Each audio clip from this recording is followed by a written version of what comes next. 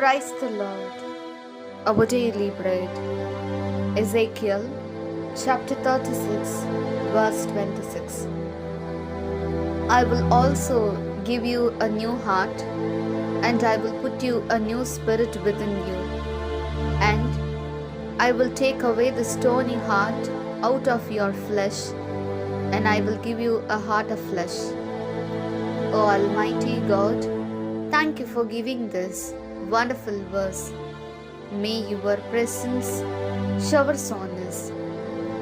O Lord, we human beings did not protect the heart you created in a good way.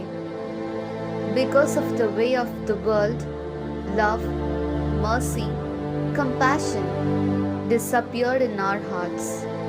So take away our heart of stone and give us a heart of flesh like you, that you have love, mercy, and compassion. We ask this in the name of Jesus Christ. Amen. அன்றாட உணவு. எசேக்கியேல் அதிகாரம் 36 இறை வார்த்தை 26. நான் உங்களுக்கு புதிய இதயத்தை அருள்வேன், புதிய ஆவியை உங்களுக்குள் புகுத்துவேன். உங்கள் உடலிலிருந்து கல்லாலான இதயத்தை எடுத்துவிட்டு சதையாலான இதயத்தை பொருத்துவேன். அன்பின் தகப்பனே, இன்றைய நாளிலே இந்த இறை மன்னாவை கொடுத்ததற்காக நன்றி ஆண்டவரே.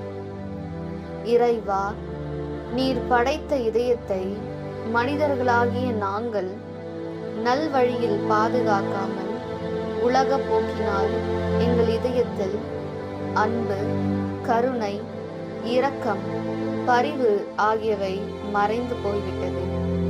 எனவே எங்கள் கல்லாலான இதயத்தை எடுத்துவிட்டு சதையாலான இதயத்தை தந்து உம்மை போல் அன்பும் இரக்கமும் பரிவும் கருணையும் கொண்டவர்களாக வாழ எங்களை ஆசிர்வதியும். ஆமீன். அன்னன்னுள்ள போஜனம். எசேக்கியேல் 36 அத்தியாயம் 26 வாக்கியம். ஒரு புதிய ஹிருதயம் നിങ്ങൾക്ക് நான் നൽകും, ഒരു പുതു ചൈതന്യം നിങ്ങളിൽ ഞാൻ നിക്ഷേപിക്കും. നിങ്ങളുടെ ശരീരത്തിൽ നിന്ന് ശിലാഹൃദയം എടുത്തു മാറ്റി മാംസന ഹൃദയം നൽകും. ദൈവമേ, അങ്ങ് ഞങ്ങൾക്ക് നൽകിയ ഹൃദയത്തെ ഞങ്ങൾ നേർവഴിയിൽ സംരക്ഷിക്കാതെ ലോകപരമായി ഞങ്ങൾ ജീവിച്ചു വരുന്നു.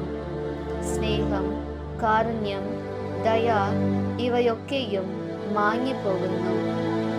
അതിനാൽ ഞങ്ങളുടെ ശരീരത്തിൽ നിന്നും ശിലാഹൃദയം എടുത്തു മാറ്റി അങ്ങേക്ക് ഇഷ്ടമുള്ള സ്നേഹം, കാരുണ്യം, നന്മ നിറഞ്ഞ നല്ലൊരു ഹൃദയം ഞങ്ങൾക്ക് നൽകി ഞങ്ങളെ അനുഗ്രഹിക്കണമേ. ആമേൻ.